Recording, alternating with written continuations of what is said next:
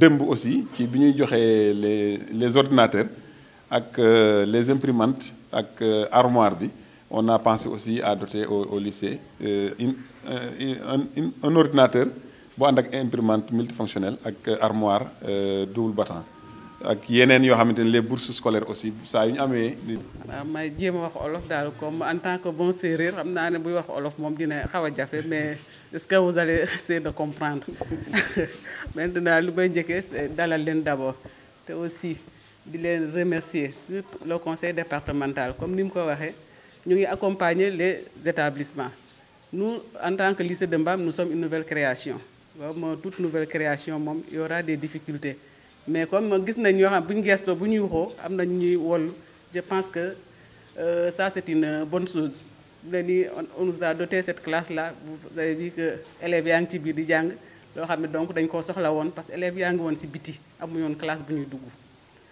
comme ni mu koy waxee démb pas plus tard démb jot nañ une dotation venant du conseil départemental ñu ngi leen en plus ñu leen di remercier te di leen di féliciter te woon leen en tant que les autorités école baa ngi nii vous avez vu gis ngeen ko nu mu kii c'est un chantier yaakaaruñu kenn nag surtout yéen lañu yaakaar pour ngeen jàppale ñu ak la population de Mbam plus particulièrement le maire qui est présent pour ñu jàppale il y a le président de l'APR qui est là ñu jàppale ñu liggéey école bi parce que école bi moom c'est un chantier lii luñ ci bëgg mën nañ ko cee am liñ ci bëgg mën nañ ko am ci biir école bi parce que yaatu na kii na y a de l'espace donc bu ñu jéemee dimbale ñu daal ñu jéem a hisser ce lycée là pourquoi pas ñu def ko un lycée d'excellence pourquoi pas dans le département de Foundiougne foofu lañ loolu lañu souhaité daal dañu leen di ñaan aussi gën see jàpp daal ba gis nañ taxawaay bi ngeen gën a yokk seen doole rek ñu defar lycée bi pour hisser ce lycée là parmi les lycées d'excellence de la comment encore du département de Foundiougne pourquoi pas de la région de Fatick pourquoi pas au niveau national je vous remercie pour ne pas être long. Merci madame je pense que mën nañ jël parole bi jox ko préfet rapidement. voilà non bàyyil préfet mujjee quoi. auzu billahi mina seytaani rajim bismillahi rahmaani rahim wasalaatu wasalaamu ala asrafil mursalin seydina wa nabiyina wa mawlana muhammad rasulullah sallallahu alayhi wa sallam ñu ngi leen di nuyu di jiital ci nuyu bi monsieur le maire Babou Ndiaye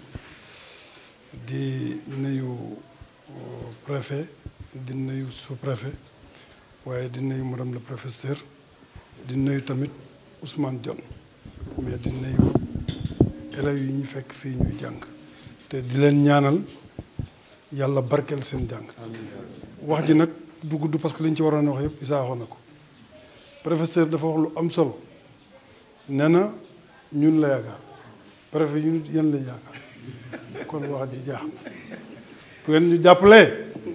ñu jàppale leen ku ne xam ne ne conseil départemental amul fu muy jëlee xaalis fu dul état nag ki ko fi représenté ngi nii kon ñun ngeen yaakaar jàppale ni kii lañ yaakaar bu dara ñëwee moo yëngatu bu dara ñëwul moo yëngatuwut voilà préfet lii ñu fekk day wane ne mam soxla woon nañ li école bi ñu ngi ko inauguré mais déjà fekk nañ élèves yu fees dañuy poser question ñii bi école bi amul bi ñu tabaxul classe fan lañ nekk c'est ça kon loolu lu am solo la kon nag ñun yéen lañ ko war a réclamer na ngeen ñu jàppale parce que ñun ñoo gën a jege askan état bi ñun ñoo leen gën a jege askan moo tax il faut que ñu yokk suñu gafaka pour ñu mën a dimbale askan parce que lii day wane ne bu amuloon ñii ci mbedd bi la ñuy taxaw wala seenam njàng boog dana sooxe loolu rek lañ amul ci li ñuy wax ñu ngi sant yàlla bu baax di ko gërëm. Merci beaucoup xam naa rek peut-être liñ ciy teg du bari mais ñaax dina ci am moo ci gën a am solo dama bëggoon fàttali nii parce que yéen ñii toog nii en tant qu'élève vous êtes des véhiculateurs d'information parce que bu ngeen fi jógee ku nekk dina ñibbi këram kon am na loo xamante ne war na mën a leer ci seen bopp ba bu ngeen ñibbee aussi bu ngeen koy expliquer nit ñi mën koo xam conseil départemental daanaka boo ko bëggoon tënk mooy le maire des maires maanaam c'est le maire boo xam c'est le conseil départemental moo nekk koo xamante ne fépp foo dem ci département Foundiougne rek war na fa mën a def intervention c'est-à-dire boo jëlee le maire de Mbam ci commune Mbam kese la mën a yem maanaam village yi composé commune bam fa la mën a yem mais le conseil départemental war na mën a dem ba fu ne moom nag lii particularité am mooy ne pour mu am lu mu mën a salle de classe construite par le conseil départemental de Foundiougne au niveau du lycée de Mbam dans le cadre maintenant de l'éradication des abris provisoires, un projet de l'État du Sénégal. Conseil départemental est une institution gouvernementale dont les fonds nous viennent du ministère et du gouvernement du Sénégal. Dans le cadre de l'éducation, le lycée et le collège, c'est la compétence transférée du conseil départemental. Et pour cela, maintenant, les nouvelles créations comme le lycée de Mbam et les autres lycées du département, nous avons constaté, avec la collaboration des proviseurs, des censeurs et des APE, qu'il y a une difficulté majeure dans le cadre de la gestion des élèves au niveau des salles de classe. Et pour cela, le conseil, malgré ses maigres moyens, a voulu véritablement accompagner l'établissement, accompagner la communauté et accompagner en même temps les élèves pour leur mettre dans des conditions favorables de travail. C'est ainsi que nous avons initié la construction d'une cour. te ñaari fonds yooyu ci état lay jóge bu weesoo loolu xanaa mu am ay partenaires yoo xamante ne mu ngi defante ak moom pour mu mën a am lu mu doxalee léegi nag ñaari fonds yooyu balaa mu koy jot day toog ànd ak ay conseillers yépp wax ne ñun de am nañ mébétu def lii su paree nag ci la ko bu ko état joxee moom mu gis ne comme man diggoon naa ne su ma yoree nangam danaa def nangam noonu lay dérouler ci at bi loolu nag bu mu koy def day bëgg ku ne xam la mu digle woon ak la mu def surtout ci plan investissement bi parce que fonctionnement moom ñëpp xam nañ ne pour doxalin pour aski bi structure bi mën a dox la mais investissement bi dañ ci war a teg seen bët moo tax démb à pareil moment ñu ngi woon Foundiougne ñu indi matériel bu takku boo xamante ne valeur 50 millions la ñu distribuer ko secteur yëpp mbay mi napp bi jeunesse bi lépp képp ku ngeen kii ne rek am nañ ci ñoo xamante ne am nañ ci seen wàll bu paree nag tey ñu ne comme na am na loo xamante def na ko ci biir àll bi nañ dem loolu aussi ñu gis ko mooy tabax salle de classe yi mu tabax équipé leen yéen ci ngeen bokk ci salle de classe yooyu ngeen bokk moo tax tey ñu ñëw fii tey pour wan leen ne ñii ñoo defar salle de classe bi te comme que nag ci développement la toll ñu ànd ak ñoom pour wane ne lii ils sont en train de mener des actions de développement beneen bi mooy ne sur le plan éducation dafa am ñaari mbir yoo xamante ne Sénégal daf ko am mooy soit insuffisance de salle de classe wala abri provisoire te loolu état du Sénégal dafa jàpp ne lu ñu war a génnee ci njàng bi la moo tax bu conseil départemental ñëwee jàpp ci loolu def ay orientation ne ci sama budget dama ciy tabax ay salle de classe pour au moins ñu mu mën a abriter ay élèves je crois que loolu lu ñu war a sant la lu ñu war a saluer la en tout cas monsieur le président ak sa équipe ñu ngi leen di féliciter ci loolu mais aussi di leen encourager waat davantage pour que ngeen gën a continuer ci dynamique boobu parce que loolu wane na ne alors bu ñu toogee tëgg budget approuver budget bi yéen si da ngeen koy exécuter ni mu waree te lii mot na témoignage te donc loolu bëggoon naa ko ci yokk beneen bi mooy sollicitation bu mu wax gaa moom daf ko répété waat rek mais à tout moment ñoom dañ koy wax pour que ñu gën leen a yokkal seeni gafaaka d'ailleurs at yi passé daanoon na commencé woon na di am chaque année ñu am lu ñu leen a yokkal mais comme bu ñu la joxee nga investir ci askan bi loolu c'est encourageant de toute façon nous allons remonter encore l'information davantage à qui de droit pour nit ñi xam ne ce que vous êtes en train de faire nécessité na quand même ñu gën leen a renforcer bu baax pour ngeen gën koo mën a def au profit des élèves fi may jeexale nag mooy lii leen di jox ni proviseur yaak élèves yi jox nañ leen génnee nañ leen ci situation mais yéen aussi na ngeen fexe ngeen sàmm si loolu sàmm bi nag ça commence par l'équipe administrative du lycée mais aussi l'équipe professorale du lycée mais aussi yéen élèves yi lii yéen a ko moom bu baaxee yéen la baaxal bu yàqoo yéen la yàqoo te nag am na question bu ñu fa posé sànq bu fii lii nekku doon fu ngeen nekkoon ci biti bu ngeen ko yàqee ci biti ngeen di dellu te yàq moo gën a gaaw defar comme nag defar nañ leen na ngeen ko sàmm bu ngeen ko sàmmee suba ñu mën a am courage defaat leneen te président wax na ko te duguleet defal nañ leen mur defal nañ leen lii yónnee nañ ordinateur yónnee nañ RAM comment ça s'appelle ay cartouche ak tout sa imprimante loolu aussi ci yoon lañ nekk leneen rek leneen dina ñëw mais pour loolu mën a ñëw nag nañ buñ gestoo nañ gis ne y a eu une préservation de ce qui a été fait des acquis qui sont déjà là te loolu président sur la demande du proviseur ndax ni ñu sentiré importance su salle bi bëggoon nañ au niveau des professeurs ñu am kenn ku jël parole au niveau des élèves aussi ñu am kenn ku témoigner moom mu soog a jël parole à sa suite maintenant c'est le maire qui accueille la délégation après maintenant yow préfet jël parole clôturé donc je pense que noonu waaw noonu ngeen demandé kii mi kon balaa ñuy jox monsieur le proviseur ak ñeneen ñi ñu jox mbooloo mi ngi nuyu ñi fi nekk yëpp ku nekk turam ak santam jiital ci nuyu bi monsieur le préfet du département de Foundiougne l'adjoint au sous-préfet de Djilor monsieur le président du conseil départemental monsieur le proviseur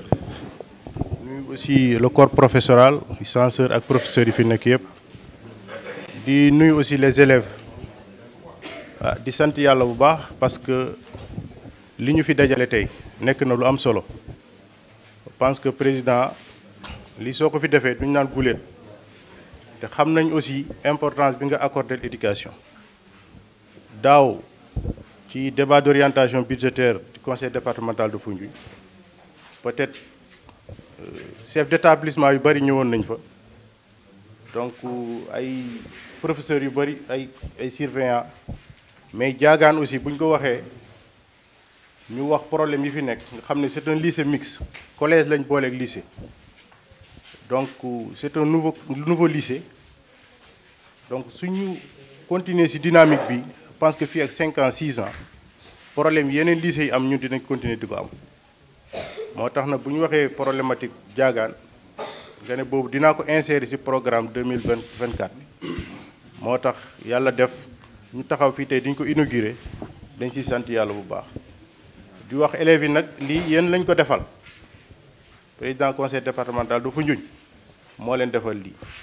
te soo gisee mu defal leen ko aussi pour ngeen nekk dans de très bonnes conditions ngeen mën a jàng réussir parce que Diagane dafa soxla ay cadre Diagane dafa soxla lépp poste de responsabilité buy nit di am ci réew mi yéen war ngeen ko mériter te balaa ngeen fay yegg dinañ leen teg ci conditions yi nga xamante ni dina leen permettre ngeen yegg fa te lii ci conditions yooyu la parce que su ngeen xoolee construction bi dugguma ci yeneen salles yi mais salle de classe bu ñu tabax équipé ko def ci ay carreaux defar leen ay tableau indi leen ay table banc teg ci loolu bariwut ngeen koy gis ak ay système d'aération bi ñu fi def donc lii lu am solo la moo tax nag lenn ngeen mën a fayee le président du conseil départemental mooy ngeen am ay résultats yoo xamante ni bu ëllëgee su ko déggee dina wax ne li ma defoon Diagane waa Diagane xale yi Diagane góorgóorlu nañ ba lii lañ ma fayee ci ay mention ci ay promotion ci ay lu ne donc nag loolu suñ koy wax yéen lañ koy wax mais xam nañ aussi professeurs yi fi nekk que ça soit proviseur ak équipe am ak les professeurs parce que lycée bu ndaw la mais gis nañ résultats yi ngeen di am que ça soit ci BFM ak bac yëpp kon prof yu baax fi ne élèves yu intelligents ñoo fi nekk mais aussi ngeen góorgóorlu davantage ba ngeen exceller dans l'excellence parce que ñun foofu rek lañ leen di xaaree suñ fi toogee dégg Diagane am na 100% au BFM 100% au bac dañuy am contentement président bi fiy def aussi bu ëllëgee suñ ko waxaatee am na beneen salle boo fa war a def dina kontaan pour def ko te aussi ñu ngi fi ànd ak l'autorité administrative nga xam ne moom moo fi nekkal président de la république lépp loo xam ne ñu ngi ko fiy def ci activité wala ci investissement ñoom ñoo koy certifier ni vraiment machine u bàcc gerte ay huileries la yendu démb di jox département de Foundiougne kon tey mu yenduwaat ci lii barki démb mu ñëw ci leneen ak leneen donc nag dañu lay ñaanal yàlla may la wér yéene ci département de Foundiougne yàlla may la nga yeggali ko préfet aussi ñu ngi leen di féliciter di leen ñaanal di leen encourager parce que xam nañ aussi liggéey bi li ñu leen sas ci département de Foundiougne yàlla may leen aussi nag yéene ak xam-xam ak wërsëg bu bari nu ngeen ko motali ci département bi féliciter les professeurs le proviseur nga xam ne moom sant bi rek moo baaxut waaw bala sant mais à part loolu moom vraiment kontaan nañ bu baax président ñu ngi leen di sant bu baax di leen gërëm merci. jërëjëf monsieur le préfet département de Foundiougne, monsieur l'adjoint sous-préfet de Djilor, monsieur le président du conseil départemental, monsieur le maire de la commune de Diagane, monsieur le proviseur du lycée, madame la censeur, chers professeurs, chers membres de l'administration, honorables invités, chers élèves et chers parents. C'est une très grande fierté de recevoir ce joyau dans notre établissement qui en a vraiment besoin. Monsieur le président du conseil départemental, nous vous remercions. Nous savons que l'éducation est une compétence transférée. Les 9 compétences transférées aux collectivités locales, l'éducation en fait partie. Et vous avez compris que vous avez investi ce joyau-là pour nous désengorger. Parce que véritablement, on en avait besoin, monsieur le président. Et chers membres de l'administration, soyez rassurés que nous allons faire ce que le président de la République, son Excellence Bassirou Diomaye Diakhar Faye, veut de ce système éducatif. Car c'est quand on investit dans l'éducation que véritablement on va développer une nation, fondamentalement. Les cadres que nous entendons ailleurs, à Dakar, à Thiès, à Saint-Louis, c'est ce que nous voulons avoir ici, dans ces milieux ruraux. C'est possible. Et c'est grâce à vous, grâce à votre appui, grâce à l'accompagnement des collectivités territoriales que nous allons réussir sur ce pari-là. Et nous allons le faire, Inch'Allah. Nous avons un corps professoral extrêmement dynamique et disposé à aider les enfants de jour comme de nuit. Nous, en tant que membres de l'administration, sommes extrêmement fiers pour le faire. Et j'avoue qu'aujourd'hui, je suis très content, au nom du proviseur, véritablement de vous accueillir ici, en tant que nouveau préfet du département. Nous vous disons, soyez la bienvenue dans notre département. En vrai milieu serré et petit. Vous allez voir notre teranga, Inch'Allah. Et maintenant, chers élèves, pour récompenser le président du conseil départemental, ce que vous devez faire, ce que le maire a dit tout à l'heure, c'est d'avoir d'excellents résultats au bac et au BFM. L'école, c'est le miroir de toute une contrée. Si les résultats sont bons, on dira que véritablement, Diagane, ça va très bien. Nous serons contents, vos parents de même. Et c'est fondamentalement, parce qu'aujourd'hui, c'est l'excellence qui fait la fierté de toute une nation. On investit des millions, on paye des professeurs, on paye les membres de l'administration pour que vous réussissiez. Et il faut le faire. Il faut nous rassurer. Il faut rassurer l'administration, l'État en tant que tel, et l'ensemble des démembrements de l'État. C'est ça fondamentalement. Parce que c'est ce discours-là qu'on doit vous tenir. Arrêtez les jeux. Sachez que vous êtes à l'école. Vous êtes à l'école parce que vous voulez réussir et que vos parents veulent que vous réussissiez. Faites-en un sacerdoce. Pour qu'ils deviennent tous des préfets et des hautes personnalités de l'administration territoriale. Monsieur le président du conseil départemental, monsieur le maire, mon ami, mon frère, mon collègue d'enfance, et monsieur le proviseur, le censeur, chers collègues, professeurs, chers membres de l'administration surveillants, chers élèves, bonjour. Aujourd'hui, c'est un honneur et un immense plaisir de vous accueillir, le président du conseil départemental et toute sa délégation, pour l'inauguration de cette belle salle,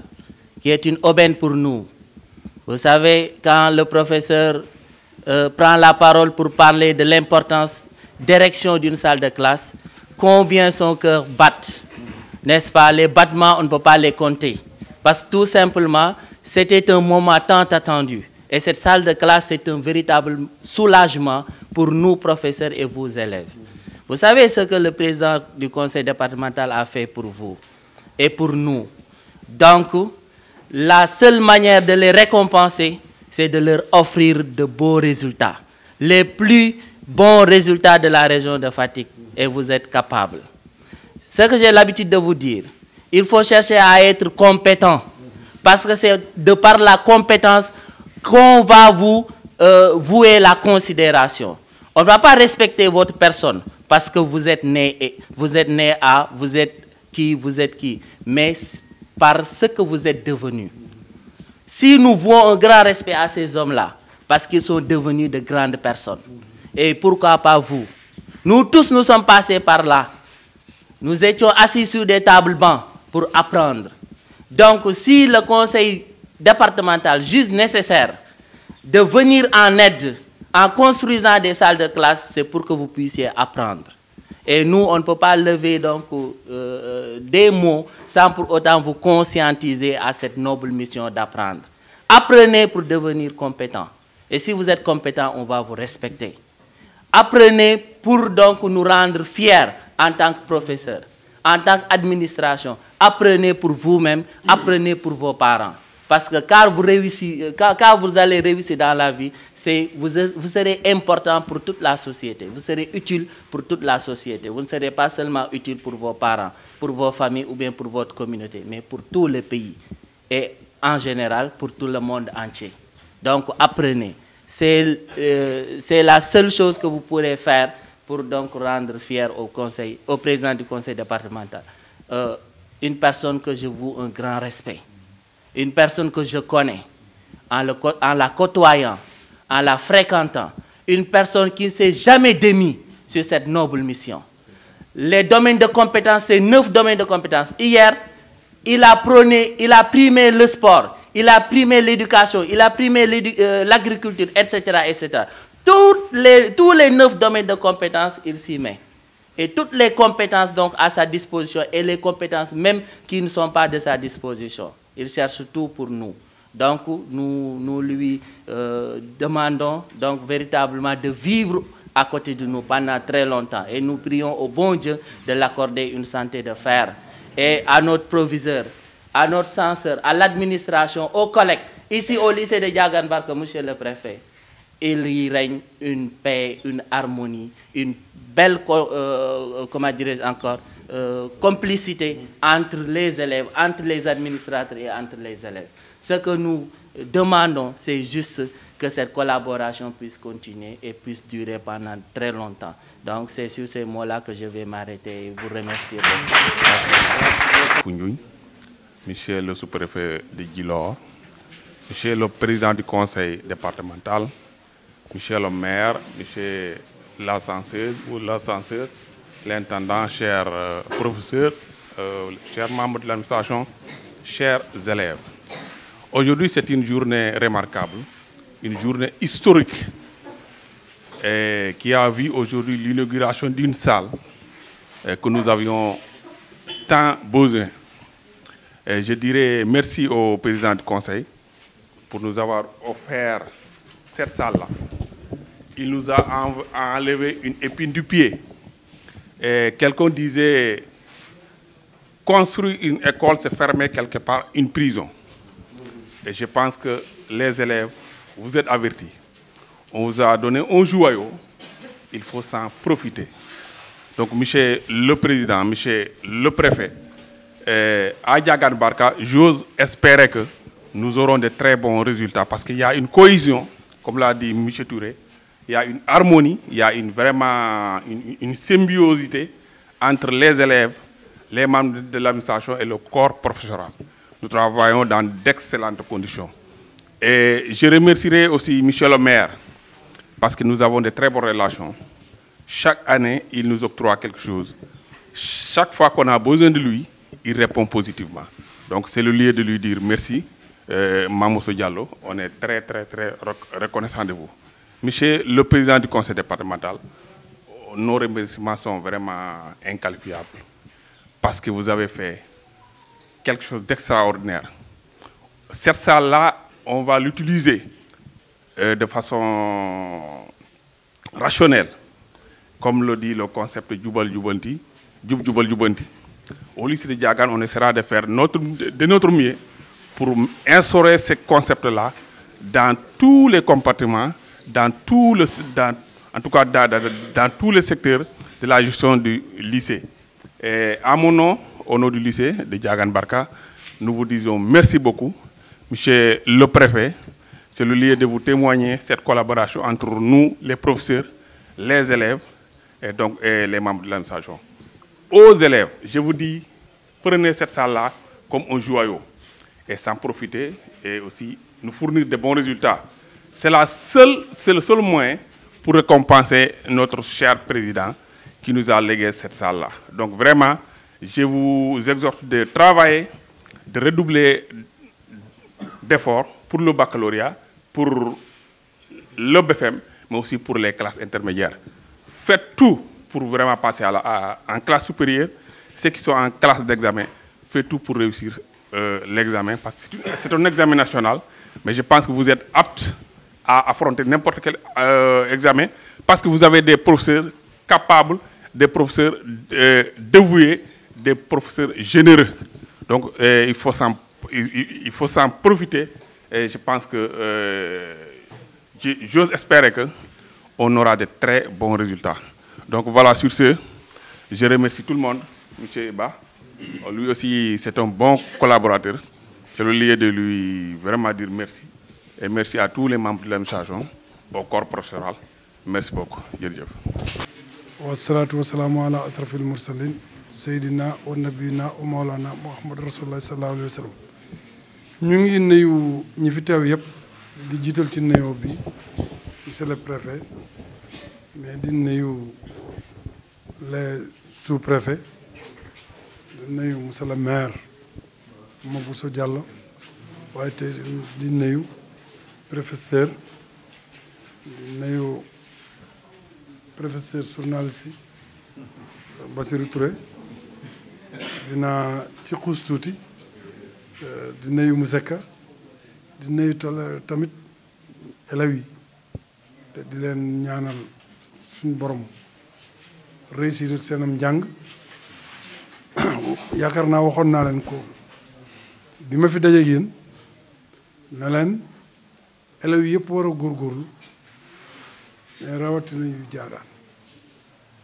parce que da ngeen fa war a indi lu bees te day jafe, parce que Diagane am na premier ministre muy Souleymane Ndéné Ndiaye.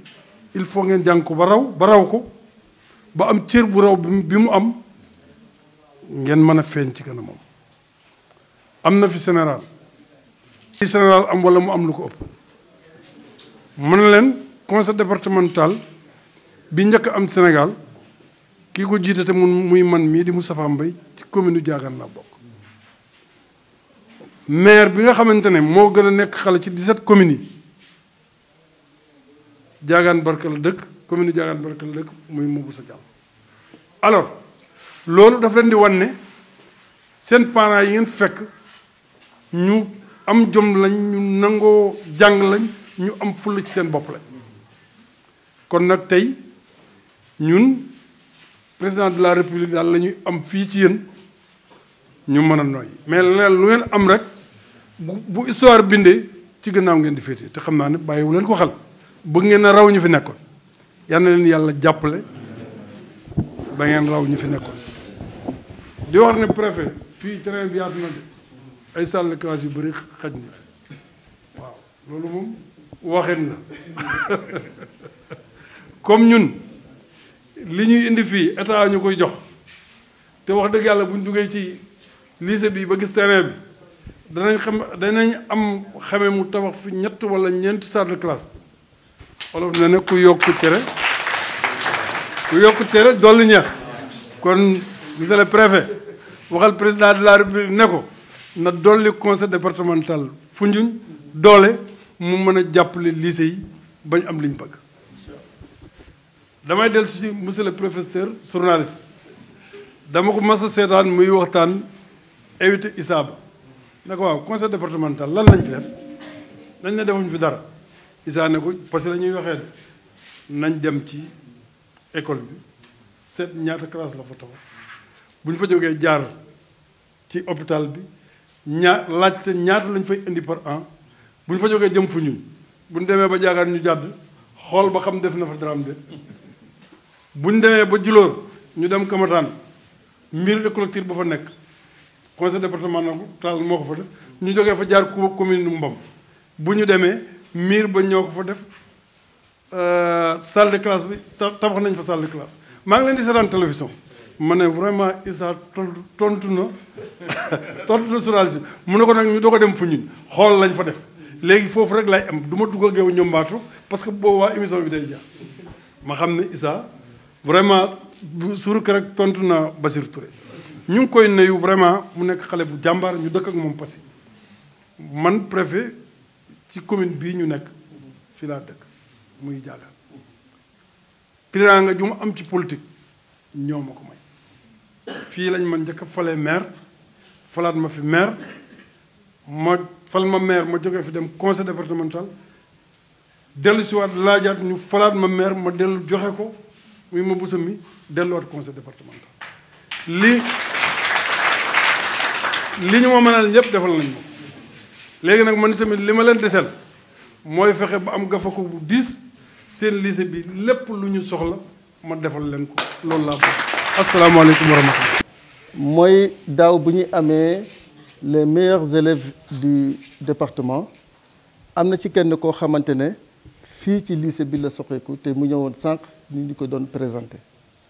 loolu aussi étape la boo xamante ne dalal na xel. beneen bi nga xamante ne dalal na xel aussi moo ne yéen yii fi nekk tey nekk ay élèves fekk ngeen fi benn fondement bu dëgër président wax na ko sànq premier ministre am na fii ci Diagane colonel général am na fii ci Diagane président conseil départemental am na fii ci Diagane maire am na fii ci Diagane te yooyu yëpp ay ndomba tànk la yoo xamante ne c'est vrai que politique am na foo xam ne politique am na ci mais expérience ak développement d'esprit moo indi loolu ba ñooñu am ko donc mu nekk weerukaay boo xamante ne buñ ko fi déggee war nañ ci mën a wax pour yéen élèves yi nga xamante ne ñeen a toog nii suñu kanam ngeen xam ne am ngeen weerukaay boobu nag comme niñ ko ñëpp waxee mooy ne boo weeroo ci dara da ngay fexe am dëgër beeg am leneen lu mën a weeru ci yow mais boo weeroo te dëgëroo ku lu weeru ci yow da ngay daan te loolu mooy ñaax bi nga xamante ne moom lañ di gën a njëkk a ñaax loolu daal laa bëggoon tàmbalee d'abord balaa may ñëw ci objectifu daje bi tey objectif bi comme ni ko ñëpp waxee xëy na peut-être dellu si sax répétition lay doon mais xëy na quelques points rek ñu mën ko ci ràññee bi ci jiitu mooy ne éradication abri provisoire ak aussi renforcement salle de classe dans les établissements nekk na sacerdoce wala nekk na en tout cas une pensée boo xamante ne autorité supérieure bu Sénégal loolu bàyyi nañ ko xel bu baax a baax a baax a baax à l'occurrence son excellence Bassirou Diomaye Diakhar Faye président de la République du Sénégal lépp luy mébétam ci éducation mooy nan la ñuy def ba sàmm condition de travail yi pour élèves yi mën a xereñ parce que nag comme ni ngeen koy waxee dafa am loo xamante ne balaa ngay mën a développer il faut nga am jumtukaayu développement te yooyu jumtukaay yooyu am na ci lu bari loo xamante ne ci table banc yi nga koy jëlee il faut nga ñëw toog ci table ñu jàngal la nga mën a xereñ mën a am loo mën a doon pour mën a développer sa réew moo tax les autorités supérieures comme ni ma ko waxee sànq caaxaane wuñ éducation caaxaane wuñ aussi investissement ci éducation loolu nag président xam nañ ko te toujours aussi yéen a ngi koy wax parce que c'est pas la première fois ngeen ñuy demander ñu gën leen a jottali seen mébét ci loolu tey aussi on va faire la même chose parce que au sortir quand même de cette tournée bi nga xamante ne inauguration ay salle de classe yi ngeen tabax la te mu nekk en étroite ligne avec les vœux des autorités supérieures parce que wax naa ko sànq ñoom li ñu bëgg mooy naka la ñuy def ba luy abri provisoire ñu réduire ko à zéro naka la ñuy def ba fépp foo xamante ne waxuma abri provisoire mais insuffisance de salle de classe nan la ñuy def aussi ba foofu am salle de classe yu mat yéen nag ci yoon boobu ngeen nekk waa conseil départemental ci yoon boobu ngeen nekk kon jàppale leen ci yoon boobu lu idéal la parce que yow li nga bëgg a def boo après di ko mébét di ko def di ko doxal nga gis ku ñëw taxaw di def la même chose que toi kooku yow lay jàppale te beneen mbégte bi ñu ciy am mooy les fonds de dotation et les fonds de concours qui sont alloués au conseil départemental moom ngeen di defee lii te loolu lépp ci cadre développement scolaire bi rek kon bu ngeen waxee état yokk ci loolu dañ ci sawar a rendre compte pour ñu yokkal leen ko ndax ngeen gën a góorgóorlu ngeen gën a mën a def loolu. Donc pour vous dire que seen doléance ñu dinañ ko jottali vraiment à qui de droit. ma bëggoon nag yéen élèves yi témoignage bi ñuy def tey fii yéen a ko mën a dëgëral yéen a ko mën a matérialiser te sas nañ leen dara mooy ne la meilleure façon de récompenser le conseil départemental de l'État du Sénégal à travers les actions là du conseil départemental, c'est de réussir. C'est de réussir dans vos études, c'est de devenir de hauts cadres aussi au niveau du Sénégal. Président wax na leen nag ne fexe leen raw ñi nga xamante ne ñoom lañ cité sànq léegi nag damay wax toujours ne xam-xam ci boppu nit lay dugg boppu nit xam-xam ci boppu nit lay dugg du xam-xam bii ci boppu ku dëkk ci taax la wala ku dëkk ci kaw la wala déedéet ci boppu nit lay dugg moo tax de fu ngeen dugg wax ngeen sànq ne censeur bi c'est une dame alors vous avez vu donc aussi nekkul ne man góor laa maa war a am li jigéen laa maa war a toll fi déedéet xam-xam nit a koy am te yéen ay nit ngeen la war a mën a dugg ci nit ku dëkkul fii war na mën a dugg ci seen bopp kon loolu nag pour mu dugg nag yéen ay ubbi xam-xam bi dugg ngeen jëriñ ko seen askan jëriñ ko seen zone en tout cas na ngeen góorgóorlu ci loolu lii nag tey ñu inauguré muy la salle bi conseil départemental def démb rek bu amoon ngeen jafe-jafe pour mën a am une salle fu ngeen defee seen cours tey bu ñu leen ko defaralee nag ba ngeen am ko ba bëgg ci ba def ci ay témoignages ba ñëpp dégg ko la des mooy naka la ñuy def ba sàmm ko parce que bu ñu ko sàmmee ci la ñuy am possibilité am yeneen aussi infrastructure yoo xamante ne dañ leen ko mën a defal fii ci lycée bi loolu nag il faut ñu gis ci yéen ñaari mbir benn bi sàmm ko ba suba ku dégg ne lii ki salle bi conseil départemental defoon de jamono ñoom diw la woon te ba léegi mu ngi nii dara xusu ko deuxième bi ngeen mën fii génne am seen i diplôme dem seen yoon seen i rakk ñëw fekkaat fi salle bi ne salle bi de suñuy mag ñoo fi nekkoon loolu c'est un legs boo xamante ne ci yéen lañ ko yaakaaree pour ngeen passé ko loolu nag na ngeen ci góorgóorlu bu baax ku la defal lu rafet ku la defal lu baax la meilleure façon bu ngay koy waxee ne jërëjëf mooy nga téye ko ak fukki loxo donc na ngeen téye salle bi téye bi xamante ne moom moo gën a rafet président lii ñu def tey c'est pas la première chose la première fois du moins parce que démb rek ñu ngi woon à Foundiougne à la salle des fêtes muy distribuer ay matériels yu bare ci secteur yëpp waa santé waa agriculture waa pêche et cetera ñëpp jot nañ seen wàll ak éducation nañu wax nañ ko indi nañ leen ordinateur indi nañ leen imprimante indi nañ leen ay cartouches loolu yëpp ci distribution boobu yëpp démb lañ ko doon def mu nekk loo xamante ne lu rafet la loolu dama bëgg yéen ñi toog fii ku ci nekk boo jógee fii da ngay dem sa kër donc vous êtes témoin d'une situation lii dara gënu ko transparent parce que dañoo dajale xaalis wax naa leen ko fonds de concours fonds de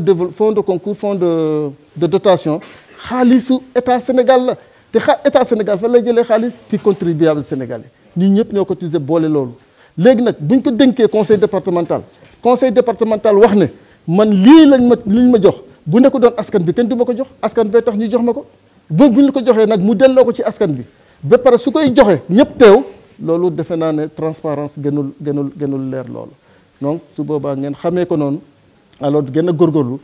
alors donc yokk ngóora ci li ngeen di def su boobaa conseil départemental aussi dina mën a am ngóora bu mu mën a yokk ci seen lycée te je sais que au-delà même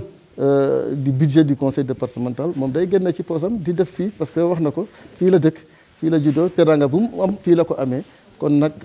en tout cas ñun na ngeen ko jàppale bu baax a baax ci politique bi nga xam te ne moom lay dérouler pour le développement de Diagane je parle pas de la politique mais je parle de la politique de développement de Diagane Barka alors politique boobu nag na ngeen ci gën a góorgóorlu bu baax fu ñu nekk bul xeeb sa bopp ci ni ngay defee ba Diagane mën a développé wu yéen école ngeen nekk tey góorgóorlu leen alors donc que bon résultat fekk leen ci su boobaa Diagane dina mën a suqaliku suba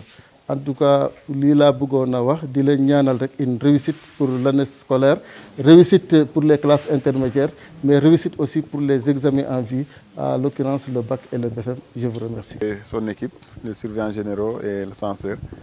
li ñu fi tax a ñëw tey mooy suñu classe yi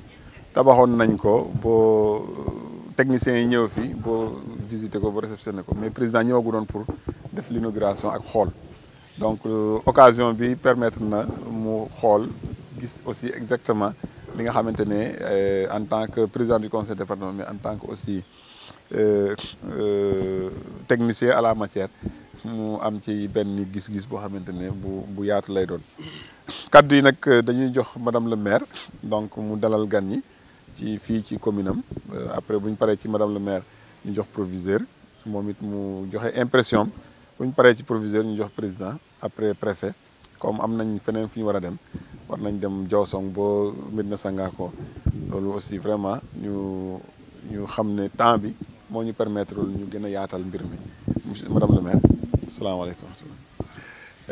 fàttali rek département Foundiougne bi nga xam ne tey su préfet mu ngi fi ñëw préfet ñëw fi ak ànd fee conseil départemental ak équipe bi ñu àndal yëpp maa ngi leen di nuyu ci turu monsieur le maire Baye Niass di nuyu ki nga xam ne moo ñu dalal fii tey ci CM bi di monsieur Ba ñu ngi rafetlu ñëw bi bu baax a baax monsieur le maire mu ngi yónnee ngërëmam ci papaam Moustapha mu lu rafet loo xam ne mu ngi koy dëkk di def defoon na ci ay classe ñëwaat na defaat na mu nekk lu rafet loo xam ne nii gis na ko te daanaka dafa mel ni ne moom nga ko defal ndax ku bugg a jàng am nga fa war a toog jàngee fi ndax gis nañ li fi daan nekk barba kii comment dirais abi provisoire yi fi daan nekk mu doyoon waar lool waaye bi ci taxawee rek yaakaar naa kenn gisatu fi ay crainte kon ñu ngi sant yàlla di ñaanal yàlla ñu dolli rek monsieur le préfet ñu ngi ñaanal ndimbal ñu gën a dolli classe yi màggat ñu beesal ko waaye lépp li fi war a ne ci CM bi rek ñu def ko fi monsieur le maire ne mu ngi leen dalal ak jàmm képp koo xam ne ànd nga ak le conseil départemental rek monsieur le maire mu ngi lay dalal fii ne lépp rek lu ngeen fi bugg a wax ak lu ngeen fi bugg a def joxe na ndigal li ngeen def ko ci dinam ka ni mu ngi nuyu nag proviseur bu baax a baax ci moom it disponibilité am mu nekk lu jàmp loo xam ne xëy na délégation bi waroon na ñëw teeru leen nag bari woon na waaye dañu am ñaari dese yoo xam ne ñi ma àndatoon ñëw fi léegi dañu ñu kon ñun ñu ngi dem comme fekk ne ñëwaguñ moom moo tax ñu dem bii dafa nekk ci dëkk bii nekk fële njànq ali waaye ni kon sax da ngeen fekk ñi leen fi teewoon teeru bari nañ kon ñu ngi jégalu ci loolu nga xam ne dogalu yàlla la ñu ngi gërëm ñëpp di sant ñëpp merci. petlu si seen visite bi ñu ñëwoon nemmeeku ñu seet situation bu ñu nekk seetaale donc réalisation yu ngeen def donc maa ngi leen di sant leen gërëm ci initiative boobu donc ni ko kii waxee conseil départemental donc def na fi ñeenti classe si donc conseil départemental donc def na fi ñeenti classe yoo xam ne def ñu soulager si lu bëri donc bi ma nekkee madame Odar foofu laa jóge ñëw fii dama doon wax ne ils ont un bon conseil départemental mais aujourd'hui aussi mën naa wax ne à Foundiougne aussi on a un bon conseil départemental te bu amee conseil départemental bu baax rek ça veut dire que le chef de l'exécutif départemental mooy le président am na vision te day déglu nit te man doy naa si seede dama koy woo heure bu nekk dañuy échanger te liggéeykat la te bëgg na kuy liggéey donc seeni action yi ci biir école bi amélioré na ko soulagé na ko donte ñun suñu bopp tooguñu parce que abri yi c'était 10 nous avons construit 8 sur fonds propres 2 moo ci des léegi mais li ngeen ci def baax na te avant may ñëw fii sax xëy na loolu da ngeen koy fàtte joxewoon ngeen ay matériel de bureau parce que may ñëw fii gars yi wax nañ ma ko matériel yooyu ñu ngi fi am na siège ñuy toog fii ci yooyu la bokk donc monsieur le préfet pour yow mi nga xam ne bi ma la waxee téléphone dama la ne yaay le premier ministre du département na nga xam ne en tout cas pour le lycée de Passy moom mun nañu wax ne jaarama conseil départemental mais da ngeen ñuy may aussi ñu xaw a baadoolo as lëf xam nga baadoolo mooy ñu may la ngay ñaanaat bu ñu amaatee classe on est preneur mais fu mu nekk nii li nga xam ne mooy ne katt na jonn lii tax may am benn migraine nag xaw ma naka lañ koy waxee ci wolof mooy ñun dafa am machine boo xam ne bu ñuy wax risographe moo ëpp doole photocopieur. jim bisimillahi rahmaani rahim wasalaatu wasalaamu ala asrafil mursalin Seydina wa nabiyina wa mawlana Muhammad rasulullah sallallahu alayhi wa sallam. ñu ngi lay nuyu ñi fi teew yëpp di ci jiital monsieur le préfet di nuyu préfet adjoint préfet sous-préfet waaye tamit di nuyu madame le maire di nuyu soxna Khadija conseil départemental mais di nuyu préfet di nuyu professeur di ko remercier bu baax professeur bi yaakaar naa ne maa ngi ko doog a gis mais bi mu waxee rek laa xam ni baatam pourquoi dañuy wax tout le temps man ak moom vraiment bu fekkoon ne professeur yi yëpp ni moom lañ mel yéen état da ngeen am sens moom day demandé ñi ko war a jàppale muy conseil départemental ñu jàppale ko suñ koy jàppale mu ñuy gunge ci jàppale bi mooy entrepreneur bi fii la toll entrepreneur bi lii la def entrepreneur bi lii la def ba keroog bu liggéey bi di pare loolu mu ngi dimbale état mais mu ngi dimbale conseil départemental mi jël alalam pour def ci waaye mu ngi dimbale askan du ci am de bu paree ne ana doomu Passy yi ñu ne ñu ngi nii mu ne cotisé leen ñuy dajale xaalis mu jaar ci moom ci la liggéeyee ñaari salle de classe yi te wax dëgg yàlla dañ ko fi affecté rek ñun suñuy doom ñoo fiy jàng bi ma duggee fii su may sët laa fi fekk bi nga xamante ne fii la ñuy jànge bu paree day dem yoonam mënoon na li mu gis mu yem ci di def li mu war a def mais wax dëgg yàlla occasion bi lañ am pour mën ko remercier ndax nag du lycée bi rek la ñu am ci département bi mais ni ma ko ci ràññee moom ràññeewuma ko ci benn lycée dama naan dem ba di ko yónni ci entrepreneur bi muy wax ak moom te tey lañ mas a gisee sëriñ bi ku baax nga yal na la yàlla jàppale vraiment yaa ngi jàppale sa askan wax nga ne ñaari salle de classe abri provisoire moo fi des waaw dinañ jéem a def tout pour 2005 pour 2025 pour jéem ko eggali bu fekkee déggoon nañ ca conseil yi nga xamante ne ñoom lañ seqan mbiri parce que mbir mi du suñu alal yi mbooloo mi la mais danañ def tout pour satisfaire leen ci loolu parce que nag fii monsieur le préfet yéen a ko waxoon de président de la république moo ñëw fii booy gàttandu ko maa ngi toog baare tali waaw nekkul lii sëriñ bëgg mu ne may naa leen président Macky Sall nekku fi mais état continue kon yéen a ko waxoon ba léegi ñu ngi am ci yéen yaakaar ne lycée boobu da ngeen ñu ko defal madame le maire maa ngi nuyu monsieur le maire di suma doom di suma xarit di jàmbaar moom tamit di ku bëgg ngóor lépp lu muy dugg rek da ciy bëgg jaajëf te loolu day baax ci un leader bu melee noonu day am jom parce que Baye Niass lépp lu mu sëmb rek bëgg na ci feeñ bu baax a baax a baax ñu ngi koy seedeel loolu di la ko yóbbante te di ko ñaanal yàlla dara bañ ko fakkatal ba mu àgg fi mu jëm parce que am nañ ci moom yaakaar bu baax a baax kon nag préfet doléance baa ngi noonu waaw ñun toujours li tax ñuy gën a bëgg a ànd ak yow xam nañ ne fu ñu dem dinañ ñu wax li ñu bëgg parce que ñun lañ yaakaar ñun it yow lañ yaakaar kon nag mbir yaa ngi noonu asalaamaaleykum wa rahmatullah. Madame la représentante du maire, madame la première adjointe, monsieur le proviseur, mesdames, messieurs les professeurs et l'administration du lycée. li may wax fi mu jaar rek moo ne lii mbégte la mais dama bëggoon def quelques rappels xam nga le préfet du département de Foundiougne dafa am ñetti structure yoo xamante ne moom lay gérer directement bi ci njëkk mooy le conseil départemental beneen bi mooy la commune de Foundiougne beneen bi mooy la commune de Sokone ce qui veut dire que commune yooyu dañoo commune boobu ñaari commune yooyu ak conseil départemental dañoo relever directement des compétences du préfet yeneen communes yi les sous-préfets ñoo leen di gérer moo tax kenn ci ñetti structures yooyu ma tudd bu jógee ci ay actions yu mel nii préfet dafa pour mu jóg ci dafay justifier wu pour ñu jóg ànd ak président conseil départemental wala ñu jóg ànd ak le maire de la commune de Foundiougne wala ñu jóg ànd ak le maire de la commune de Sokone loolu lu mën a justifier wu la. beneen bi mooy ne mënuñu aussi jóg di dem ci arrondissement Diambour alors te duñu ànd